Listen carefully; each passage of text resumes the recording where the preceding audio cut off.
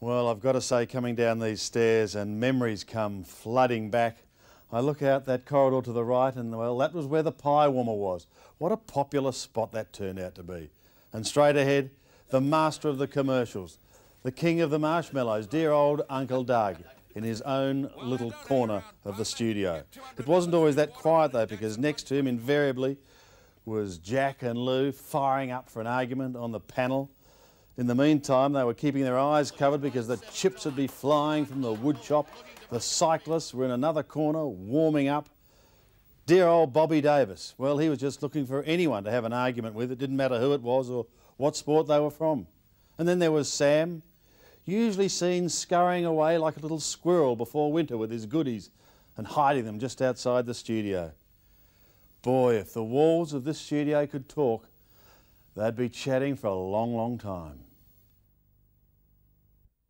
This is Channel 7 Melbourne, calling in stations throughout Victoria, South Australia and southern New South Wales. A big welcome to World of Sport.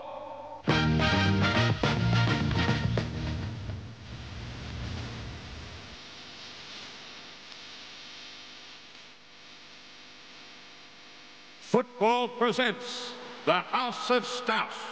Geelong and Hawthorn yesterday, a few of the boys must have carried a grudge. Fisticuffs held sway. No comment from Art. When I was young, I'd rather a fight than a feed. Discipline wins matches, mates. So come on, blokes, take heed. Up! 1, 2, 3, 4. Only one thing that Uncle said wrong in that opening. He'd prefer a fight than a feed. I could never, ever believe it. But welcome one and all to World of Sport, and it certainly is a very big day of sport. For nearly 25 years, it was from this studio here in South Melbourne that World of Sport swept across the land. The biggest names gathered every Sunday morning to discuss and tantalise and tease the biggest stories in sport. Program of World of Sport today. Back now to the other games that were played yesterday. Collingwood, riddled by injury, went down but battled hard against North Melbourne. And to the man who was at that game, Kevin Bartlett, who saw North Melbourne get the points. Kev, do you still believe... Now, where is Kev? Look at that. He's going to have to sprint. Are you going to sprint, Kev? You can come in between Jack and Bob. Just sit down, quietly. Haven't got a chair to sit down. We'll come in over here. Can they still make the 5? Well, I certainly think so, Sandy, because Collingwood's without a lot of their top players. It might have been called World of Sport, but to Ron and his team, quite simply, it was World of Football. The World of Football. Bob, Lou, Jack and many others would have it no other way. Oh. Now, you've been, pointed out, Jack, you've been with the club for 52 years, is that correct? That's right. You think it's time you gave it a spell then, Jack? I'm thinking about giving it a spell, yeah. No, really, it must be, it's a great association with your club. Oh, I've had a great time. Great time, and the club's been marvellous. And, as I said, I'll always remember them. Well, it's great. Yeah. Great perk. Put a hand together for Jack Tyler. Fantastic. Yeah, Skinny Titus got the Limerick Castle there in North Melbourne, isn't it, That's right, Jack? yeah. Jack, I know you like this, the Marooney hairstyle. You go for the Melbourne and South Yarra. I better not bend down. You got the beautiful Polaco shirt. That's a Sulcari. I love that very much.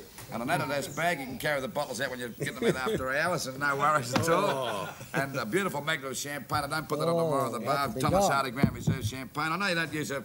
Jack usually uses a bow tie. He showers with it all and everything like that. But there's a beautiful pure silk tie from Peter G's, right? Thank you very much, Lou. Thank you. I'm quite sure that you'll see that the personalities of yesterday are tremendous personalities, and that's why they live in the annals of the Victorian Football League history. Jack Titus, one of the real names of the game. It didn't take Case and the team long to figure out that their viewers, or should we say punters, enjoyed very much seeing footballers in action, and not necessarily always on the playing field. Right, this is the grand final, and they'll get a warning whistle of 10 seconds, and then the match will be on. Maxie Brown, the referee. There's a fine shot of Wade Headlam, the not man for Essendon. $600 to the winner, $300 to runner-up. So it's a $300 difference. In the Craven Fielder Footballers Tug of War Championship, Sid McRae just checking his team out there, and there is George McGuinness, the anchor man for Richmond. And there at the other end is the Essendon side. ready to go down. Just getting the rank at Sid McRae, Richmond coach. And there is Frank Ryan, the Essendon coach. 10 seconds is in running now. Essendon have been very, very strong at the snap every time. And here we go now. Essendon win the snap. Essendon have got the snap from Richmond.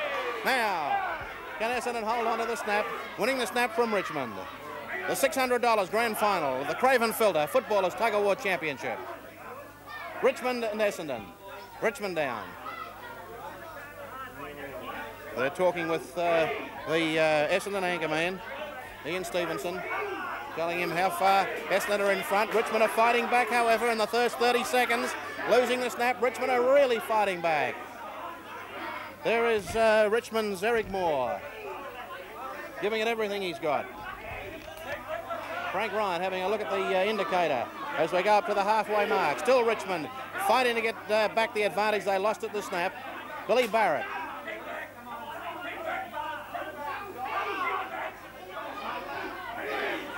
Billy Barrett at number 1 for Richmond. Mike Green there talking to Billy Barrett too, urging him on. The other Richmond boys there talking, looking at the indicator. Big Mike Green there, urging the team on as they go into the second minute. But Essendon hold on to the advantage, holding on well. Richmond almost got back on level terms then. There's Royce Hart attacking for the Tigers, and they've got back on level terms. Away they go again, they've got it back, and Richmond hit the front. 30 seconds to go, and Richmond are in front. Richmond in front from Essendon. Richmond attacking. George McGuinness there, anchorman for Tigers, giving it everything he's got. And Richmond are in front, coming from behind. Can they hold on? And it looks as though it's going to be Richmond are going to take it out. Ian Stevenson in trouble. Ian Stevenson, the Essendon anchorman, in trouble down there. And coming up to time, it's Richmond that are going to take it out. Richmond take it out, and Richmond have won. Look at that Richmond team as they hit the deck, losing the snap and then fighting back all the way. Richmond completely collapsed after a tremendous effort. Touch footy was always a favourite, although rumour has it only Case and possibly Neil Roberts actually knew what the rules were. And even then there was a bit of a question mark over Case. Here we go with the fourth quarter final of our Provider Wheathearts Touchball Championship, and this one is between Hawthorn and Essendon. Earlier today North Melbourne had a fine win over Richmond, and now it's Hawthorn and Essendon. From Hawthorn, number 4, Ken Beck. Number 5 is Peter Crimmins. Number 25 is Rod Olsen. Number 33 is Bob Keddy. And number 35 is Jeff Angus. Ken Beck, Peter Crimmins, Rod Olsen, Bob Keddy and Jeff Angus. From Essendon, number 19, Robin Close. Number 29 is Kevin Egan. Number 30 is John Ellis. And number 45 is Peter Daniel. That's Robin Close, Kevin Egan, John Ellis and Peter Daniel. Referee Neil Roberts, and ready for the first half of the fourth quarter final. Earlier today, North Melbourne had a real good win over Richmond. Played nice touch ball, very clever ball handling, fine passing. Hawthorn are spelling Jeff Angus in the first. All set to go. Here we go now. And they're away. First touch away. Crimmins has got it, tries a left-hand shot, but there was no score. Crimmins grabbed that ball very quickly. And Robin Close, a long one out here to Daniel, to Egan. Egan can't progress. They're going very fast now. Egan's got the ball out. He gives the ball back across here. A long shot into Close. He fumbles it. He gets it back, however. He's in trouble. He's going to try and pass this ball away. It's Crimmins knocks the ball away, and it's out of bounds. It'll become Essendon's ball because Crimmins was the last to touch it. A chance there for Close. There'll be a trip here. I think there might be a penalty call here, and the penalty will be called against Beck for a trip, and it will be a penalty shot to Robin Close.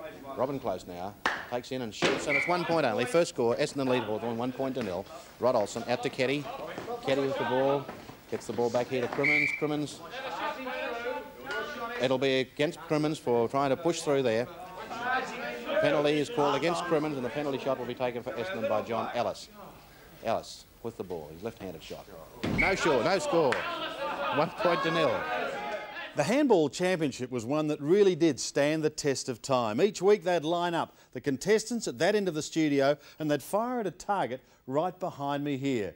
It was riveting television, and long after their retirements, we brought back 3 of the best for the World Championship. And now on World of Sport, the greats have gathered for the first, the ultimate and long overdue World Championship in handball.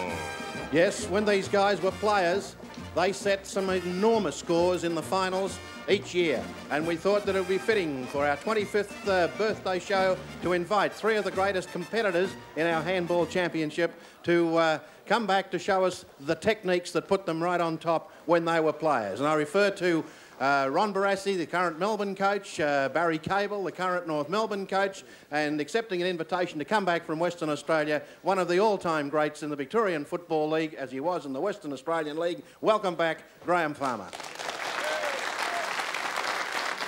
Now, the tosses have been made, and the competition is that Graham Farmer is to go first, Barry Cable second, and Ronald Dale Barassi third. And Graham Farmer, they're each to have 5 shots with each hand. And it's a winner-take-all. Graham Farmer, 27 feet's the distance. Sharon Ball's at the ready, and here we go. Graham Farmer first with the left hand.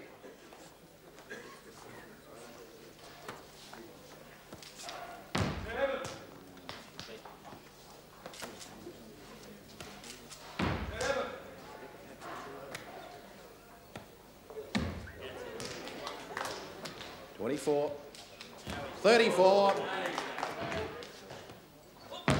ooh, 41 for Graham Farmer. Barry Cable. Barry Cable with the famous number 9 that he carried so magnificently with North Melbourne.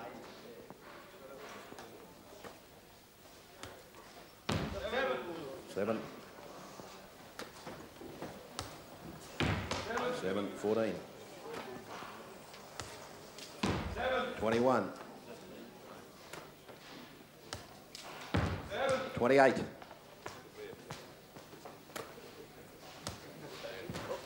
38. 38 for Barry Cable. Ron Barassi now. And he too using the right hand.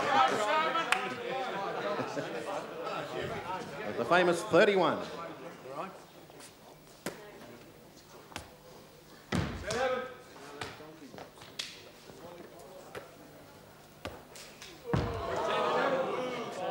14. Just 2 sevens. 7, well done. 5, I'm sorry, it was called 5. Sorry. It was called 5. 12.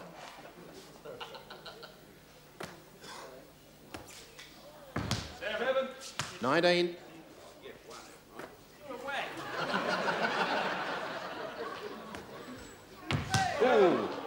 26. For 33 at the halfway mark. Graham Farmer, 41. Barry Cable, 38. Ron Barassi, 33. 5 shots each with the opposite hand now, and Graham Farmer will go to the right hand. Graham Farmer, 41 points. Now to the right hand. 5 shots.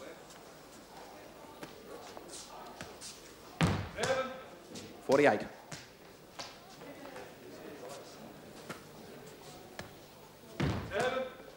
55. 62.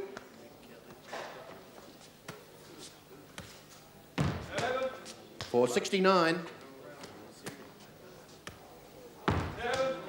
76. Final score 76 for Graham Farmer.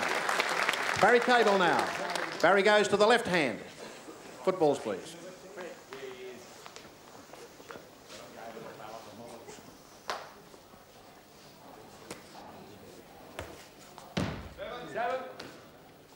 .45 for 52. 10 for 62. 69. 76. Ties the score with Graham Farmer. 76 each. Ron Barassi now. 33 points. Goes to the left hand. Needs 44. 44 to win. 7. For 40. 7. 47. 5. For 52. 7. For 59. The whole board. 10. Right, the position is Ron Barassi is eliminated at 64 points. We have one of the greatest ruckmen of all time, Graham Farmer, with 76, one of the greatest rovers of all time with 76. And the normal handball competition conditions, 5 more shots now with the hand of the choice. If they're still tied, they must then go to the opposite hand. So, Graham, which hand? Left hand. Going with the left hand for 5 shots. With a tied score. We'll double up, Jack.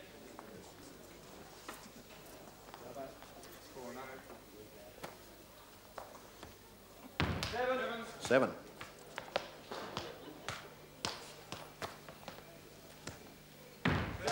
14. 21.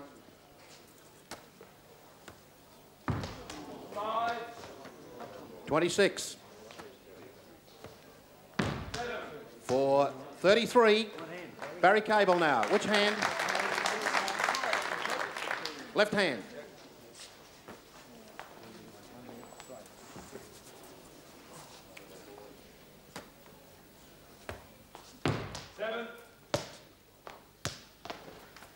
Seven for Cable. 17. 24 in the tiebreaker. 34 in the tiebreaker and win. And 41 in the tiebreaker. Barry Cable wins from Graham Farmer and Ron Barassi. We had champion kicks, the drop kick a necessity. The stab pass a test of deadly cool under pressure. And on hand to judge were 3 stalwarts of the game. Bruce Andrews with the perfect part. Thorold Merritt, one of footy's most superb stab kicks. Gentleman Jim Cleary. And to hand out the prize money, the Master of Ceremonies, Ron Casey. Well, Tassie, £5 from Craven Filder, and thanks very much for being a good competitor right through. Paddy, £10 from Craven Filder for you, and we'll see you in the semi-final round. Thanks very much, Ron. That drop punt came to the... Now, this corner mightn't look much to you. In fact, it looks pretty darn messy, doesn't it? Well, this was Uncle Doug's corner. This was the Spruikers' corner. World of Sport had to make a revenue, and it was this corner, more often than not, that produced that revenue. Wasn't always classy, was it? But then again, this corner isn't all that classy either. Siegel's famous dry spray deodorant is the best you can buy, and here's why. First, because it's discreetly perfumed. Second, it's doubly effective. 4 and 20, the great Australian pie. Watching Jezza take a screamer, or some bloke do his block. When the game is close and thrilling, and all eyes are on the clock. Watching Higgs bring home the favourite, or Stacky belt a 4. Watching Charkey throw some leather, and his opponent hit the floor. Now watching makes a fella hungry, so you know the thing to buy. 4 and 20 in golden pastry, the great Australian pie. I've been a Holden man now for many years, and I'm happy to add that for most of that time I've bought my Holden from Neil Nielsen. Sure, we're good friends, but like many sporting men with whom I'm associated, we look for a good deal. My present car is a Statesman DeVee, and I can say with all sincerity, a truly beautiful car. No matter what sport you play, if you want to get the most out of your game, then you've got to get the most out of your body. And that's where Strive can help you. A new high-energy food made especially for sportsmen.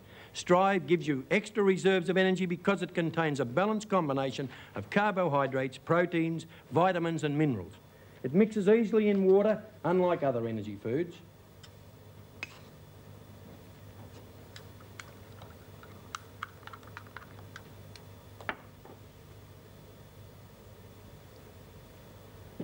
and there's no doubt that it tastes great. London Store's new deliveries of famous Strand suits are just in time for the racing carnival. Spring, summer too. All new styles, modern and conventional. Great new colours too. Yes, Doug, there's French blue, earthbone and rust brown, just to mention a few. Every popular pattern, including checks and stripes, are there. This season, you'll see more football and you'll read more football in the Sun. Well, my name's not Lou Richard. Wardrop's suit clearance is now on. It's a bit hectic as Wardrop's reduce every suit in stock. Great value suits in wool and terraline, just $65. Elegant Hardy Amy's fashion suits for a low $125. Top fashion styles like mine, just $85. These are just some of the crazy suit prices during Wardrop's 10-day suit clearance. Wardrop's, city, suburbs and Geelong. Come in here, I want to tell you. Moonlight bowling at Dennis Frankston with some great prizes. Shh, moonlight becomes you. Hello, Ron. How are you? How are you, Cousin Roy? I'm well, and you know why I'm well? Yeah, yes, I can Over the guess, weekend, but I've been eating Hoadley's mini cars. They're beautiful too. There's My beautiful chocolate inside those crunchy. No, not the honeycomb. It's in the Birdie Beetles. No. These have got the fruit inside. That's right. Oh, they're so healthy for you too, Ron. They're beautiful. Have you seen the boys and girls? There they are on their own. They're a little mini car, and they're beautiful. They're a beautiful Hoadley's milk chocolate, and they're just filled with fruit. But when you buy them in the pack, only tuppence each. Only tuppence each. But when you buy them in the pack, tell us about those, Ron. Well, 2 shillings worth, boys, and you get six of these, and also inside the packet, together with the 6, is a plastic real mini car. Now look, will you get that heap out of here and take it over to your garage, man, straight away? Fair enough. I'll take your advice and get a Repco Gold Star engine fitted straight away. Well, you'll thank me for the advice too, so off you go.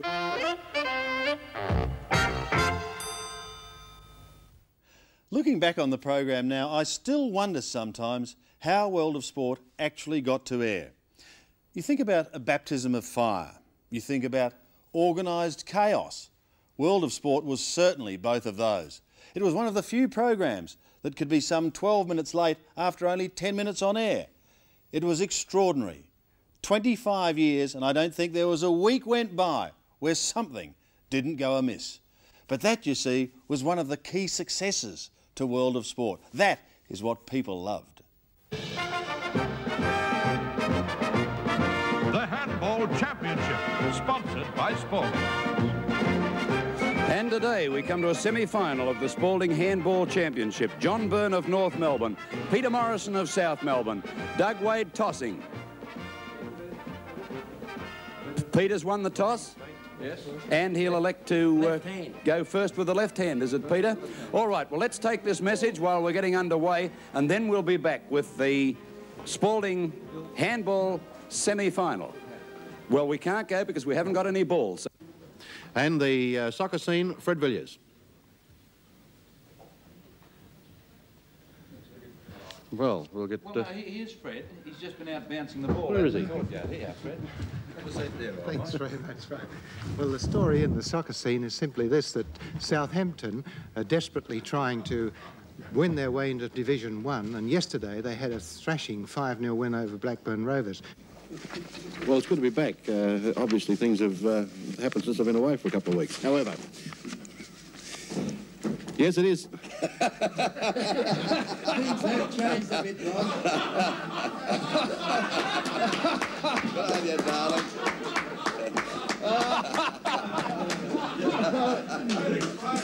Oh, dear. Well, go and do it. Go on. Might as well do it now. Gee, I obviously need makeup very badly.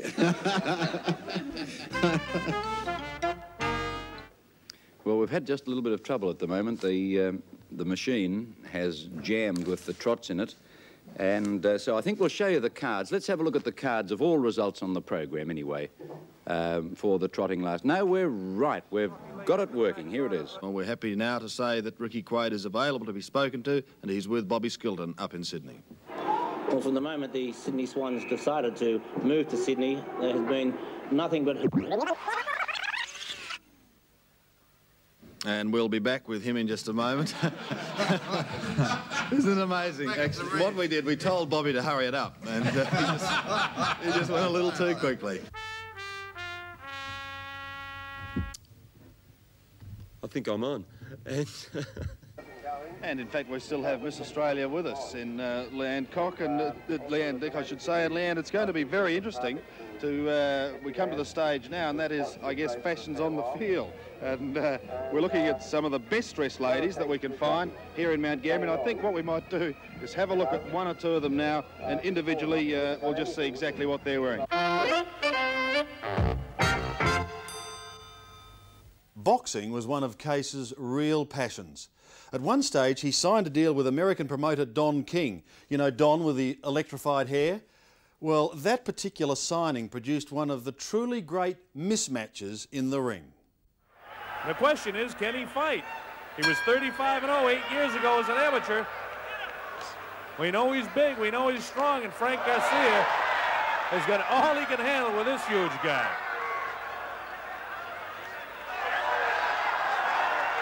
Garcia just nails Swenson.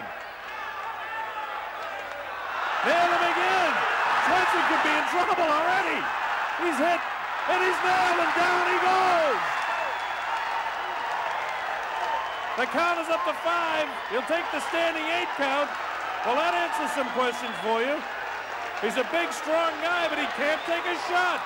Frank Garcia, some 80 pounds lighter, nails him again. Swenson is going to tumble. Down he goes. He gets back up. He's game. He's tough, but his legs are gone. It's up to 7. 8th. No, the referee says that's it.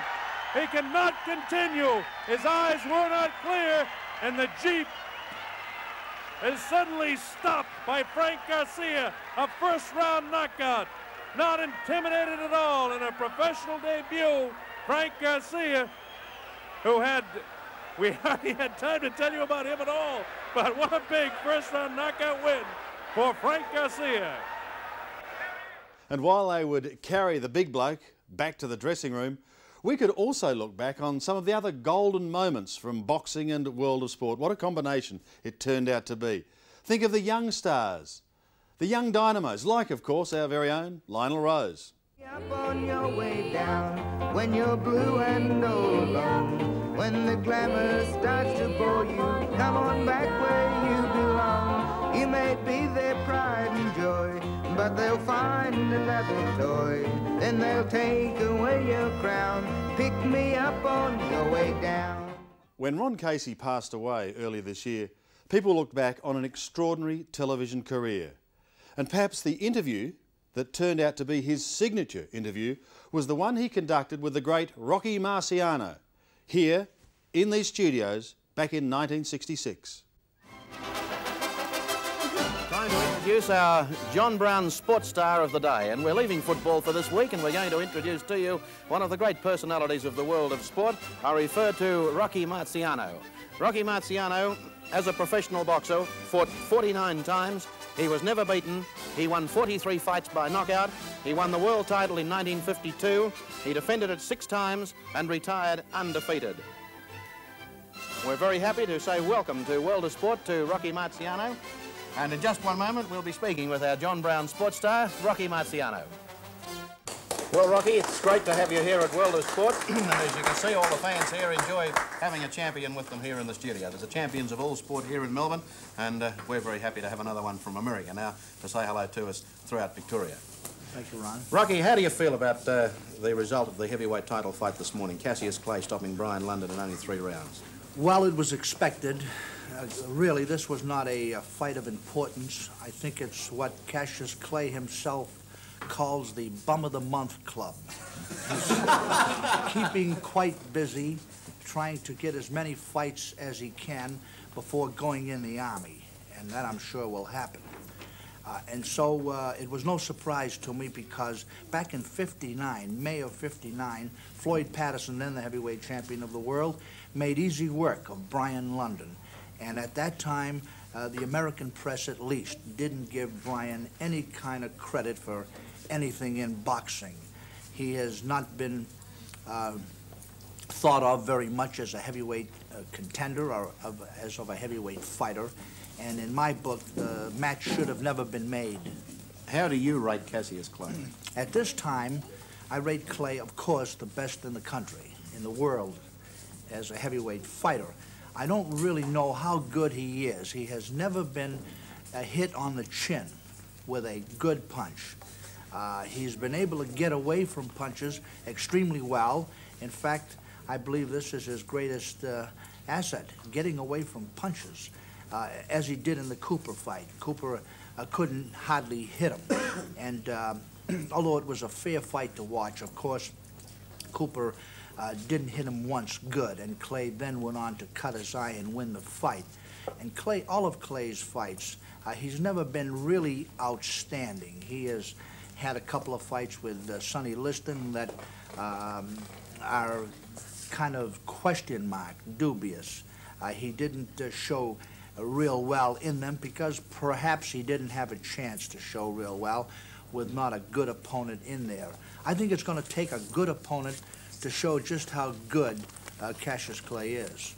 Rocky, there's some remarkable statistics about yourself as a champion. This was the cause of the fight that you fought, or the way that you fought, in that Nat Fleischer lists you as having the shortest reach of any heavyweight champion. Is correct? Yeah, that is absolutely right. 67 inches this way here, which is not very long. Well, that's not much more than Rocky Gattilari, our flyweight champion. That's about right. Now, did you have to devise the swashbuckling style of punch fighting that you did because of the short reach? Yes, that was the big reason. I had to sort of get low and try to come up, as we say, from underneath to get in close on an opponent, because the closer I could get to an opponent, the more damage I could do with the short arms. At long range, I just couldn't jab with the great jabbers, such as Joe Louis. When I fought him in '51, he had 11 inches reach on me and was able to just pop that left in my face and keep me at a distance. I had to sort of crowd and move in on him, and that is why the style was really developed. Rocky, I know that there were overtures made to you, not entirely for reasons financial, to make a return to the ring. This was when Sonny Liston was still champion. Did you ever have the temptation to come back? It happened before the Sonny Liston fight, actually. Floyd Patterson became heavyweight champion a year after I retired. He then had a few fights with Archie Moore and a few other boys that weren't exciting at all. And then along came Ingemar Johansson, the good right-hand punching fighter from Sweden. And when he won that fight, and I was sitting ringside, he knocked out Floyd Patterson, and it was a dramatic punch, a straight right on the chin, and Floyd Patterson just went backwards and never recovered from that one punch. Ingemar Johansson became the idol, and there was a lot of talk, and there was a lot of spirit amongst fight fans at this time, and this is when I got the urge to come back. I'd only been retired 3 years at the time. I wasn't too far out of good condition, and I took a little vacation for myself. I went away to a training camp close to my home by myself and tried to get myself in condition again as I once did, but I just couldn't. I didn't have the same feeling. I didn't have the same hunger, and for other reasons I just couldn't concentrate on boxing as I once did. And so I thought it best not to have any publicity on it, but just to go home and call it another day. If Cassius Clay had been a challenger for your world title, would you have been confident of retaining your title against Cassius Clay? Well, I certainly would have enjoyed a fight with Cassius Clay. He's what we call a perfect opponent. He's tall, he's big, he's rangy. He's on the style of a Joe Louis. I'm talking about physically now. He has the same abilities, perhaps not as great a left jab as Joe Louis, but certainly abilities close to Joe Louis. I can say, again, I don't know how great this man is. He could possibly be a great fighter, and time will tell. Is Cassius Clay good for boxing? Yes and no. In the beginning, yes. When he first came around, he really got the public excited. He was calling the round, knocking out his opponents at the exact round that he said he would. Have you ever done this? No, I never could. It just isn't that way. It isn't that easy. Most of my fights were hard fights and tough fights, and I didn't have the same confidence that Clay has. But in the beginning, Clay was good for the game. I mean, he brought a lot of new life into boxing. I remembered people other than boxing fans were getting interested in this young loudmouth. And then he overdid it. He talked a little bit too much, a little bit too long, and he talked about the wrong things. And when he brought his religion into the picture, it sort of changed the whole entire setup of boxing. And for the last 2 years at least, two years, he's been sort of bad for boxing. Yes, it was a program that had absolutely everything. In fact, if you hadn't been interviewed on World of Sport, then really, you hadn't made it. Ron, many people thought you would never reach the top because of your height and weight. You were much heavier and taller than the normal long-distance runner. Was this ever worried you at all? No, not at all. I don't think you can be limited by what people say. I'm me, so you have to run with what you've got and what you haven't got. What do you think the strengths are going to be, say, in Australia's side in England? Well, I think the strength will be our youth. I don't think we'll have a great many experienced players going away because most experienced players have retired. But I think you can't beat enthusiasm and youth, and a bit of guts goes a long way, and I think that possibly we'll surprise everybody with our performances in England, presuming that we all go. I'm in the best shape I've ever been in, I think. And supposing you were selected for the Olympic Games for Australia, do you think that there's any chance of improvement, not only in the 1,500 metres, but also the 400 metres? Oh, there's got to be. There's got to be, or I'll be out of it. I will certainly improve my 1,500 and my 400 especially, because so far this year we haven't worked too much on speed work. We've just worked on the distance, and that's why my 1,500 is much better than my 400. Well, Dorney, congratulations on a swim that I think is the best you've ever done. Thank you, Ken. I was pretty pleased with it. I reckon you should be. Tell me this, when did you think you had it? Halfway down or not?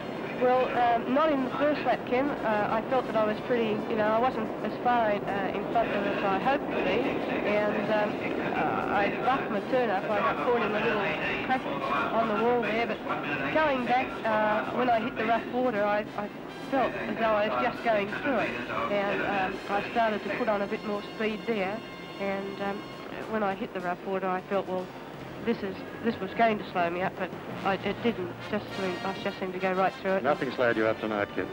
Listen, is this the ultimate 58.9? No, Harry thinks I can go a little bit better. Richie, the big question which is going around Sydney at the moment is that you're going to retire after this test. Is that right or not? Well, I've been very interested in this myself, because in one paper the other morning I read that I was quoted as saying that I was available for selection in the last 2 test matches and all the other state games. And then I picked up another paper the next day and saw that I was going to retire after this game. In fact, I am available for selection all through the year, depending on the selector's whims, of course, and on my own form. But from a personal point of view, I'd like to play the season out because I like playing cricket. Well, how's the side shaping, Bob? Well, the side's going right there, but I want to know what you're doing standing up on that step. That makes me look taller. Let's get back to the football, Bob. Well, we're going along very nicely, Lou. I feel that we've improved, and the team will definitely improve, as the season progresses. My golly, it couldn't improve much on last year, could it? Oh, yes, I feel that, well, we did play our best football in the finals, but up until then we're a little bit spasmodic, especially, in the middle part of the season we played pretty badly in 3 or 4 games. I think we were fortunate, really, to get into the 4. Are you a little bit disappointed in missing out on the 2 star recruits of the year, Brummel and Woods? Well, we tried very hard to get them, Lou, but I feel that we've got one boy here in particular who will, won't worry about Woods or Brummel at all. What's his name? A boy called Newman, John Newman. Didn't he play with your seconds last year? Yes, played in the reserves last year, only 4 games, and he used to go to the grammar school, but he's here in Geelong, and I do feel that Newman will be a really top-class ruckman in the league. He's showing so in the practice games at the moment even. For 25 years, World of Sport was a part of our lives. We grew up with Case and the team from those early black and white days of the mid-60s through to the dazzling colour of the early 80s. But first things first, and when you woke up this morning, sadly, the headlines that greeted you on the Sunday papers read like this. In the Sunday Press it was Bloodbath, and the Sunday Observer, Hawks and Cats Riot. Shane Castleman prepared this report for 7 National News last night. The match was a hard-fought battle in every sense of the word. The brawling started in the last quarter when Jacko copped one as he went for a mark and decided to go on with the business. Only a few minutes later, the umpires' notebooks were out again as Jacko was in the thick of it once more. Oh, boy. Langford. Then Lee Matthews decided to live up to his lethal reputation by stopping Geelong's Neville Bruns cold in his tracks. This incident escaped the umpire's attention, but not that of the Geelong players as they swarmed in on Matthews, who received some instant retribution. Time now for the first of our club corners on World of Sport. Opposing coaches from yesterday's clash between the Hawks and the Cats, Tom Hafey and Alan Jeans, talking about the game with Peter McKenna. Well, firstly to you, Tom, are you disappointed with the undisciplined performance of some of your players? I'm talking as regards the reports and the Jackson incident in the last 5 minutes. Yes, I think that we probably blew any chance that we had of winning the match when it all erupted, of course. And I'm, you know, always disappointed with reports. I can't say too much about them, of course, but I just feel that man can probably only take so much, and that's as far as I'm prepared to go. Now, Tom, why didn't you take Jackson off? Well... Did you think about it? He lost control. I think you'd agree with that. Yes, I could see that he was completely frustrated, but, you know, the game still had to be won, and we didn't have anybody to bring on, so I would have been playing men short, as you're probably aware. But even so, well, you're still hoping to be able to win the match. You've got a better chance of winning with 18 men than 17 men. You're a real players' man, Tom. Always have been, haven't you? Yes, Peter. Nothing wrong with that. Now, Alan, you've always been, you're a man of standing in football, a great name in football. You've always believed in the hard game and the fair game. Have you got any comment to make about the fact that 2 of your players this year have been involved in king hits behind the play? Well, you say 2. I don't remember the 2 incidents, but if you're referring to yesterday, I think, you know, firstly, I just want to say that we don't condone anything. The game must be paramount in everybody's opinion, but I think because we don't condone this type of play, and if you've been to any coaches' conference that I've been to, that I've rejected even players running in because I've always had the, when there's a bit of a Barney on or anything like that, because I always believe that we've got to do the right thing by the game. I always believe that once you take on a position such as mine, that you have a sense of responsibility to the game, the same as you have a responsibility to the game from where you sit and comment. All right. Now, I believe there's a certain element in the VFL, because I've adopted certain tactics and refused to do these things, that they've been under a false misapprehension if they had developed these tactics. Now, I'm saying it is an untrue misapprehension to believe in that, all right? Now, that's all I'm going to say about it. Well, I think there's a lot of Hawthorn supporters out there and Geelong supporters. A guy has got a broken jaw in 2 places, Alan. Did you speak to the player concerned after the game? Have you given your opinion, or...? Look, Peter, if you want to continue with this discussion, and this morning you selected 2 things. You wanted to go back and dig skeletons out of the cupboard. Now, I can just say to you, there's certain incidents just happened recently. Now, if you want to go back, it's just as embarrassing for your club. I can recite incidents against the club that you played for, the same as against Geelong. If you want to go back into these incidents. Now, I think you have a certain responsibility to the game, the same as I do. I said I don't condone the thing, and I left it at that. Now, you want to continue with it. Now, just leave it at that at this particular stage. Thanks, Tom, and thanks, Alan. You bet. Alan and Tom, we have the Tocky hams and bacon for you there. Beautiful one. You've had it before? I've had it before. And you've had it before? You know how good it is? Right. And we have Mrs. Bright, of course, for washing your clothes and so forth. You hold that for us very long, please. And we have also McMahon's pure honey too for you, the both of you. Thanks very much, Jeff. When winter comes, can spring be far behind? I'll tell you one thing, they're never behind at Solway. The Solway winter clearance is now on. So stock up for winter 87 at winter 81 prices. Long sleeve sports shirts, half price. Wrangler stretch jeans at $30. That's half price. Save up to $35 on trousers, including Famous Fairer at $39. And get this, sports coats are $70 off and priced from $94. The Solway clearance where big guys buy and save. 292 Brunswick Street, Fitzroy, you know, right near Johnston. The most illustrious names, the biggest prizes, on the World of Sport Westpac Footy Panel.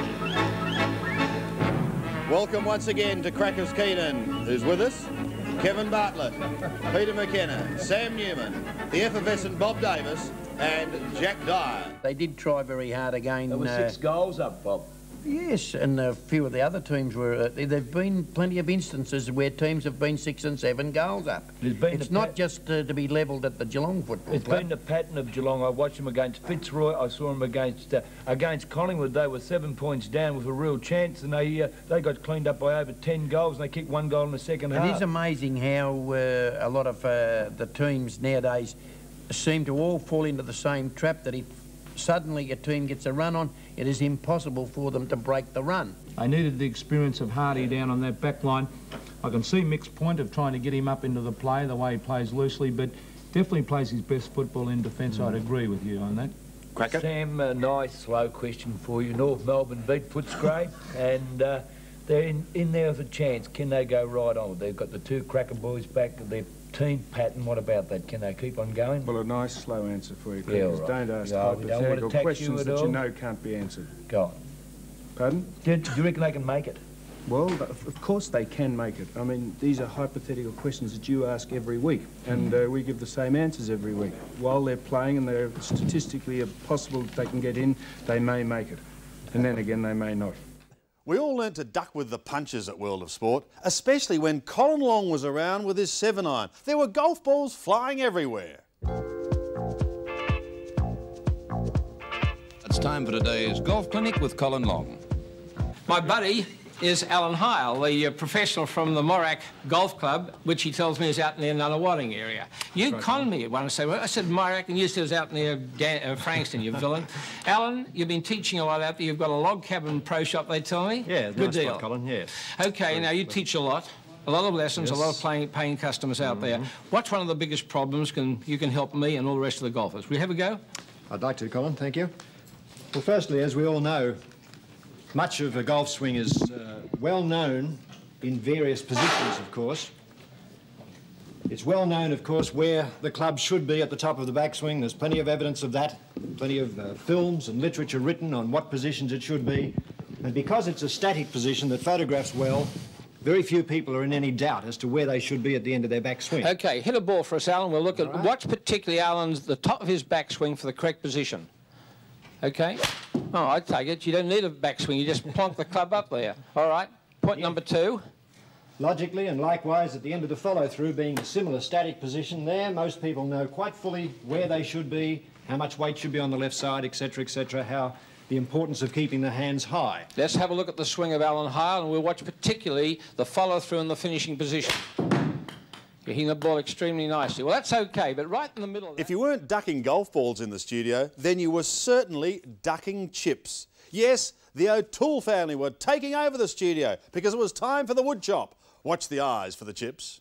The House of Valentine presents the Wood Chop. And a very big day in the Ballantyne wood chop because this is the championship final. And we've got the 4 best axemen in the land to contest it. From Airport West, doing well in the semis, Norm Meyer. Welcome back, Norm. A tree harvester from Currajong is Steve Reese. Welcome to the final, Steve. Now, the man who's won this title on 7 occasions, an axe maker from Broadford, Martin O'Toole, and making up the foursome, winner of the last 2 championships, another great axeman, a tree lopper from Doncaster, Lawrence O'Toole. Gentlemen, good luck. Remember, you are not to start until the count of 3. For that count, for this final, here once again is the voice of Jack O'Toole. Axeman, ready, go. 1, 2, 3. Away on 3, with perhaps the slowest to start being Lawrence O'Toole, but he's won it 7 times. Martin O'Toole looking to make it 3 in a row. Steve Reese and Norm Meyer making up the foursome. But this could test Norm Meyer as Lawrence O'Toole is first around. Second is Martin O'Toole. Steve Reese has just gone and Norm Meyer has been the 4th to turn. They've got to get Lawrence O'Toole though. He's looking for a record 8th championship win. Martin O'Toole is going to be the threat. He's clear of Steve Reese and Norm Meyer. You won't catch Lawrence O'Toole. What a performance. What a performance for Lawrence O'Toole. In fact, that's his 3rd consecutive win. Too good for Martin O'Toole, Steve Reese third, and Norm Meyer in fourth position. But Lawrence O'Toole making it 3 in a row as Lawrence and Martin congratulate each other. They quineled it. Martin O'Toole in second spot, unable to crack it for the 8th win. Max, you've been the timekeeper. 31 seconds. We'll be back with the presentations in just a moment. Another favourite in the studio was the Roller Derby. Australia's finest came to South Melbourne to pit their wits and their strength against the clock and the rickety old rollers.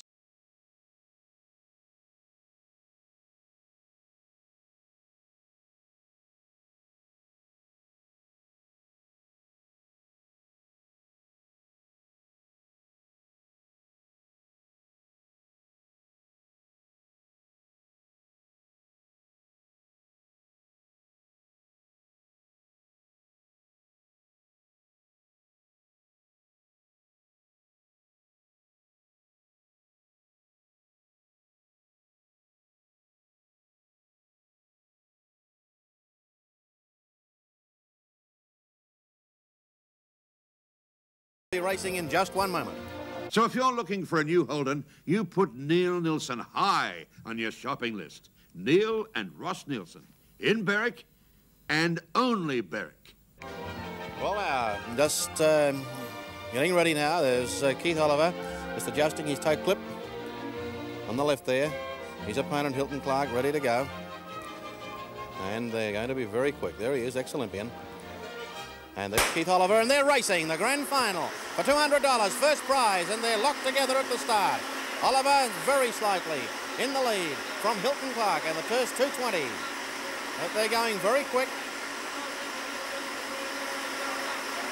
The end of the first quarter, nothing between them. Oliver and Clark. Absolutely nothing between them. They're going very fast. There's Sun Tour winner, Keith Oliver from New South Wales. 2 laps to go, and Oliver in front of Clark. 2 to go. Oliver applying the pressure now and getting away from Hilton Clark.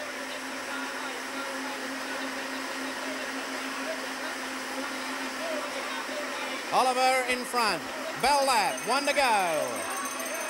Here's Hilton Clark. He's always come from behind, but can he come from behind against the brilliant Keith Oliver? 2:20 to go, and Clark going at him now. Look at him grit his teeth and go. But it's the brilliant Oliver holding the advantage, going to the line, and he's going to win it as Hilton Clark comes to grief, trying just a little bit too much, and he's down. He's fallen. All right.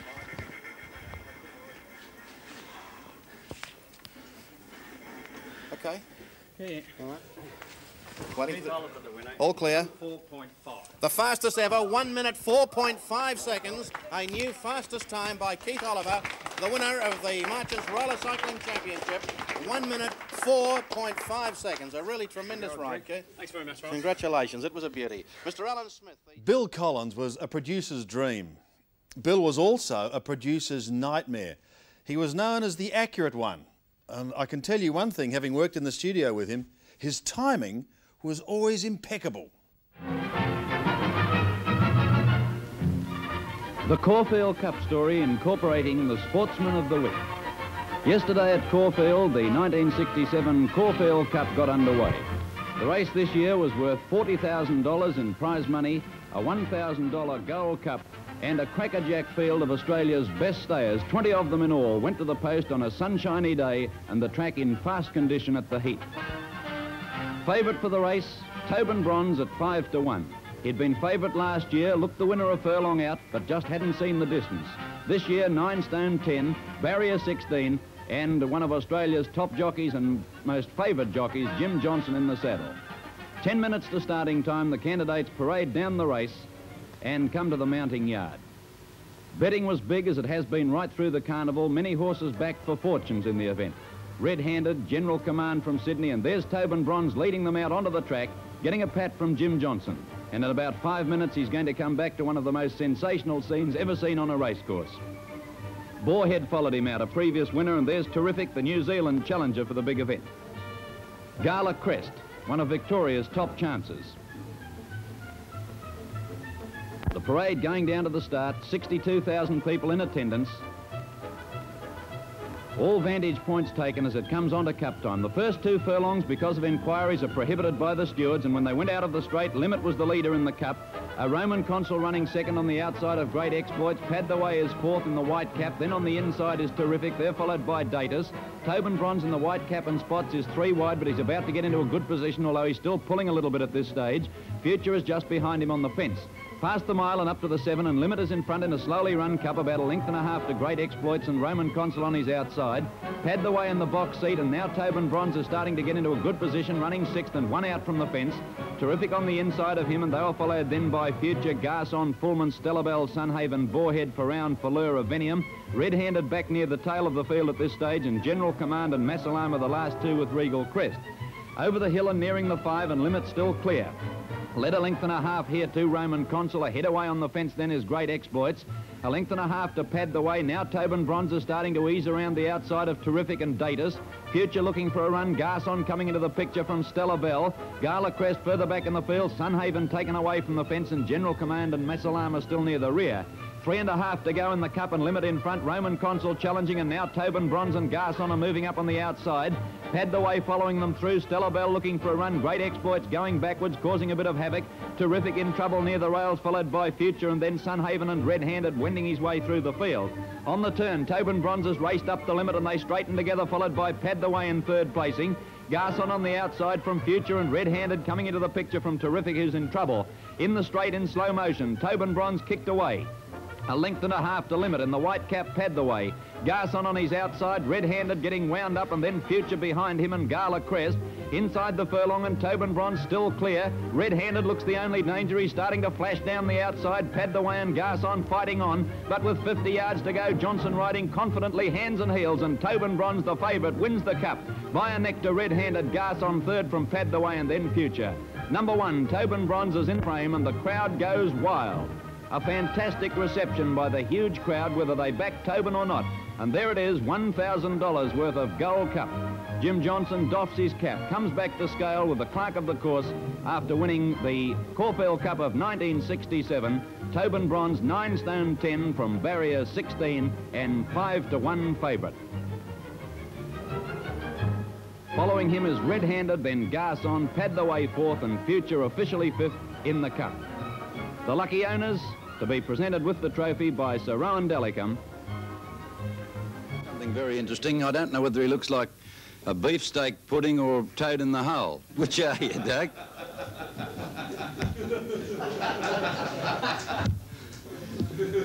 Go, Doug. Tell them all about it, son. Well, I'll do the ad now if you like. That's what I want you to do. You do now? Yes, do it. Is that all right with you, Stewie? Is it my turn to do this ad now? OK, whatever Bill says, you know. It's a nice old muck-up when Case isn't there, isn't it? Matter of fact, old uncle, you know, he used to have it bad, and whenever we had a blue with him, we'd say, I'll go and shake your head and give the fowls a feed. But since he's used this, no dandruff with Uncle Doug. One of the features of the summer edition of World of Sport was looking ahead to the following football season, uncorking the new vintages, the new kids on the block, their height, their weight, their age and how old they were. Thanks very much, Sandy. Well, the football season's already started and the recruits keep on rolling in. And today we have with us one of Essendon's star recruits all the way from West Australia. That's Bill Duckworth. Bill, welcome to our show. Thanks, Lou. Bill, a little bit about your background. Well, I played for West Perth back in the WAFL. I come from a farm back over there, about 30 miles away from where Ross Ditchburn comes from Carlton. Played centre-half-back, mainly for West Perth, or half-back flank. Well, how many games did you play with West Perth? I played 2 years over there. Well, how many games did you play all told? About 40, I think. You didn't make the state side? No, no. Not yet. No. Now, you say you live on a farm just near Ross Ditchburn. Yeah, about 30 miles away from Got a big property there or what? About 5,000 acres. 5,000 acres? And what do you run there? Just sheep and wheat. Well, football wouldn't be a profitable proposition for you, really, would it? Oh, no, I only really play for the joy of football. The joy of football? Yeah. But 2 years later, and Billy Duckworth was one of the stars in Essendon's premiership victory. Young or old, Jack Dye interviewed them all, and it really was gripping television. Had too much, because in nowadays, Jack, we had some great umpires, didn't we? Blackburn and... They get better as you look back, don't they? Yeah, McMurray. No, they're all right today. Look, I've never argued with umpires, and I say that's the greatest thing. You never argue with umpires, and it paid off with me. I saw Hayden Bunton. We beat Fitzroy the last game of the year, and we put them out of the 4. And I can remember Hayden Bunton running up the umpire, tapped him on the shoulder, and he says, good job, umpire. And we knocked them out of the 4, and I can assure you, well, I thought, well, that was one in my book. Yeah, that was one of his... I never argue with those umpires. That was one of his favourite sayings.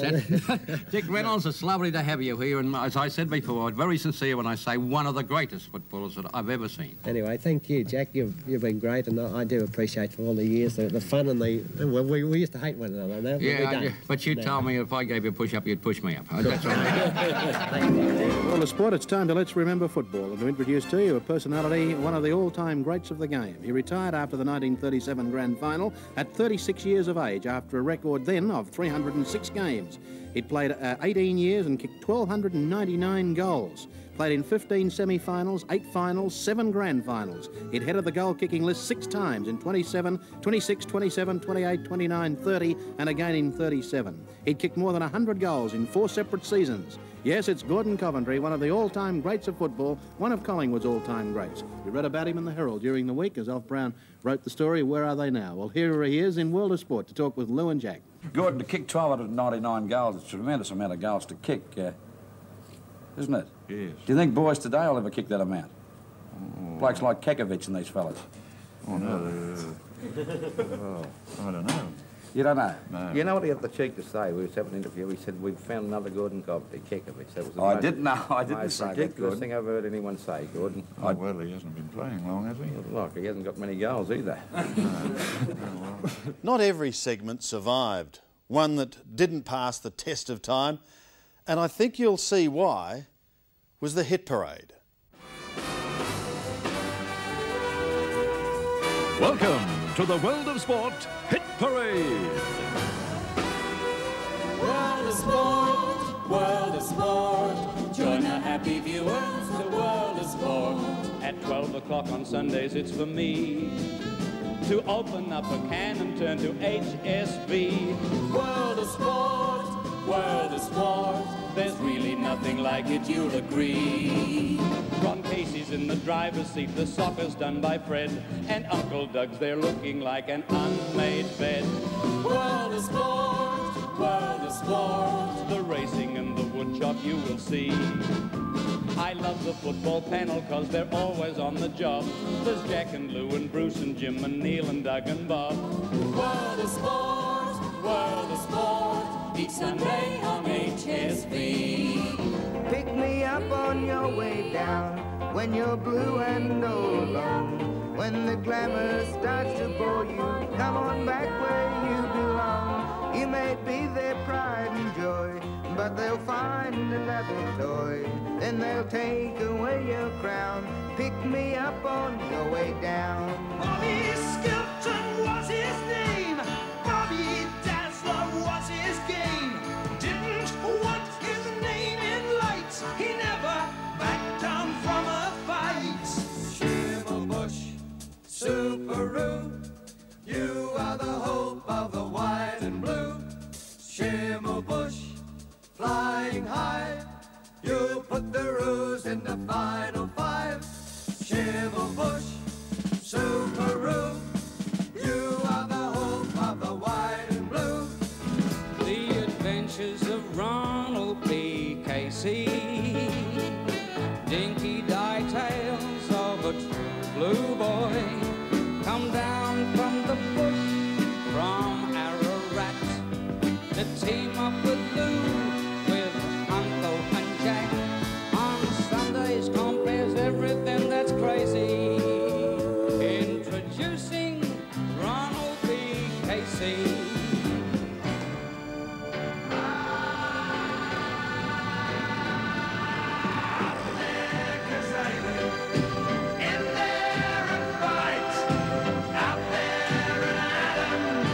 Show 'em your might. Up there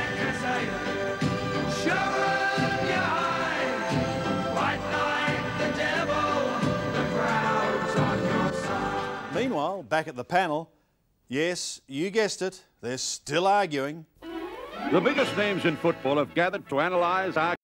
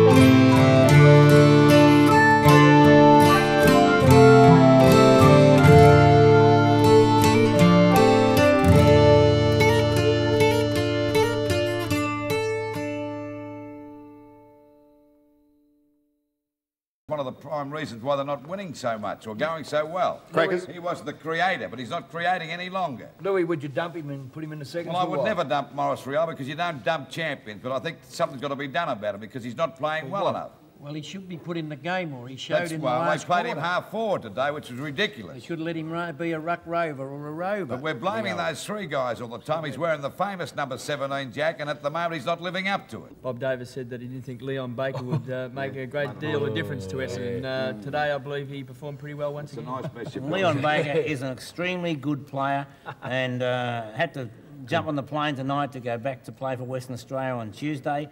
And I still do not know how good Leon Baker will be under real pressure.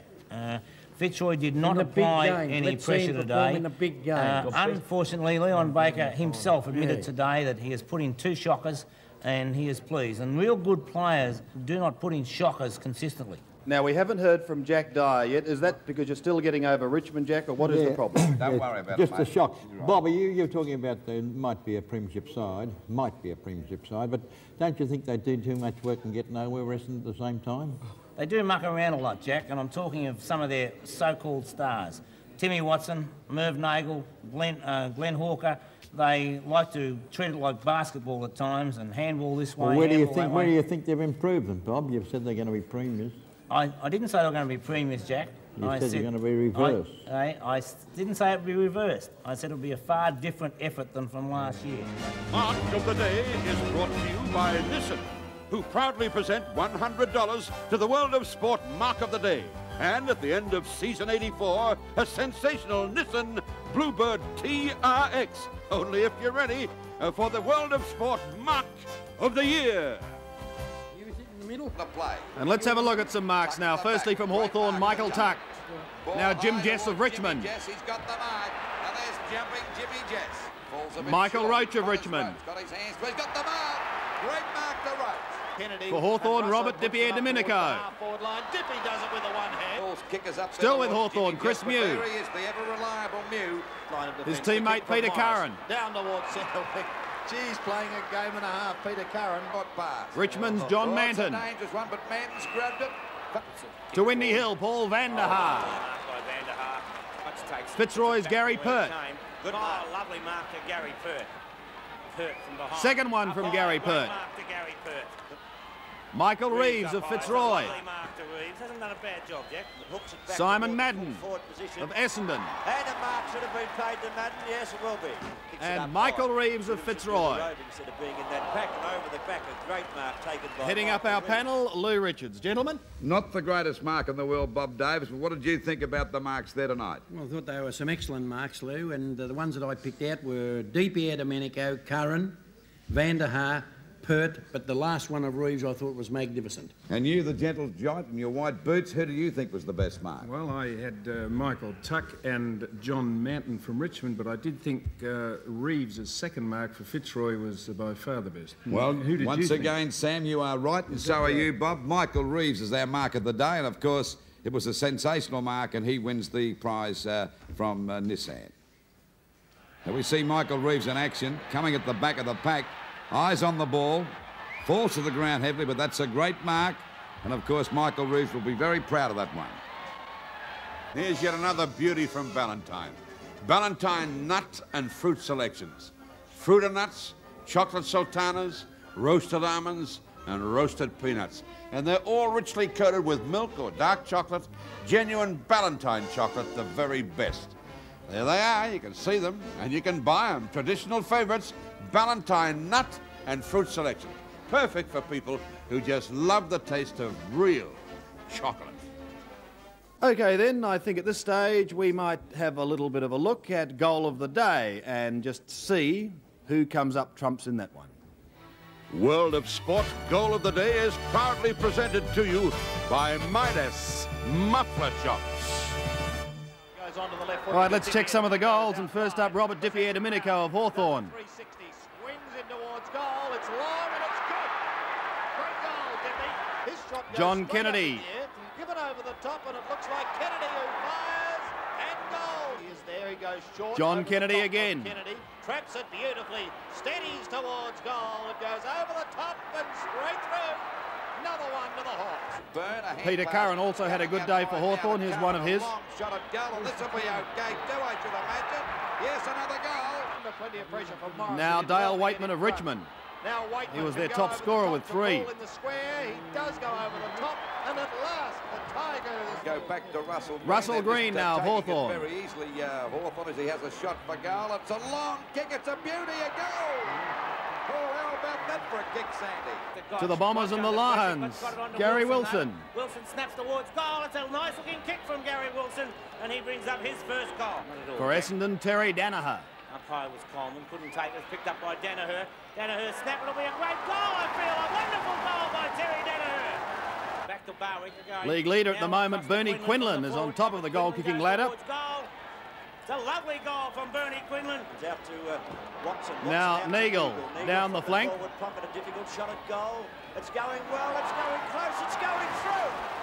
What a good goal. And completing the goals today, Brad Gotch of Fitzroy. Smallest player in the league. Shoots towards goal. It's coming back a little bit. But I And don't to the great goal kickers who will decide this award, P. McKenna. Pete? Thank you, Sandy. Well, they weren't the normal high standard, Kev, were they? But only 2 games, so I suppose you can expect that. Which Yes. ones did you like? Well, Pete, I liked Merv Neagle's one, right from the boundary line. The ability to sort of steady himself and put it right through the centre, I thought was an excellent goal. Also, I liked Bernie Quinlan's. I thought that Bernie also, right from the boundary line, they're not easy to kick from there. But I must say, I must stick with the Rovers because I thought Bradley I thought Gotch's you one might. in Thought that you last might do quarter, that. just weaving, dodging, getting around on the left foot. And of course, he was under pressure and he still had to watch the ball right onto his foot. And I thought it was a great little goal. Well, Kevin was a great goal kicker. So were Yeah. you too, Jack, in your day too. Yes, when you look at that one, the goals were kicked by Quinlan. I thought Quinlan was a beautiful goal. I watched that one. It was really He's a good great goal. kick, isn't he, it was a Bernie good kick. Quinlan? Also, Nagels was a good goal, but I like Gotch's. I'm a bit with Kevin here when he weaved his way through the packs and did a great job. Well, you're both very good judges because we as a panel have judged that Bradley Gotch wins the $100 for the goal of the day. And of course, Bradley's goal, here he is, little Bradley for Fitzroy. A good little battler as he shrugged off a tackle there now. He does a little balk, swings around, has a casual bounce onto that left foot. He's a beautiful kick for goal and he puts it through, and Bradley Gotch's goal will go into the Midas Muffler $5,000 goal of the year. Well, for you old timers, I certainly hope you enjoyed that trip down memory lane. Time now for a little bit of reminiscing. Well, I guess for some of the younger viewers, you'd be scratching your head and thinking, what on earth have I been watching for the last 90 minutes? That was one of the great secrets of World of Sport. It wasn't always slick, it wasn't always smooth, but I tell you what, it was some of the best fun television you could ever hope to be involved in, and I wouldn't have missed it for quids. Yesterday, when I was young,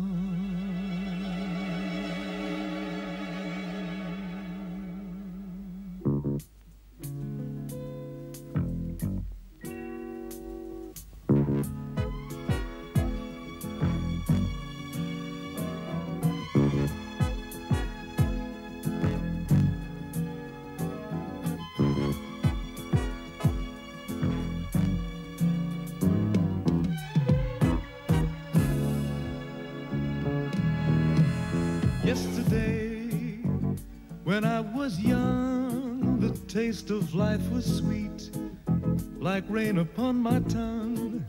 I teased at life as if it were a foolish game, like a gentle breeze would tease a candle flame. 1,000 dreams I dreamed, the splendid things I planned. I always built a lass on weak and shifting sand. I lived by night and shunned the naked light of day. And only now I see how the years they ran away. Yesterday, when I was young, so many drinking songs were waiting to be sung. So many wayward pleasures lay in store for me, and so much pain my dazzled eyes refused to see.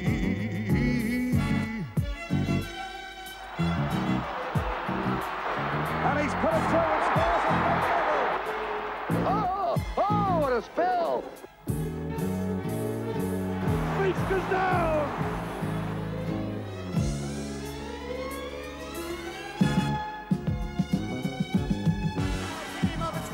O'Brien!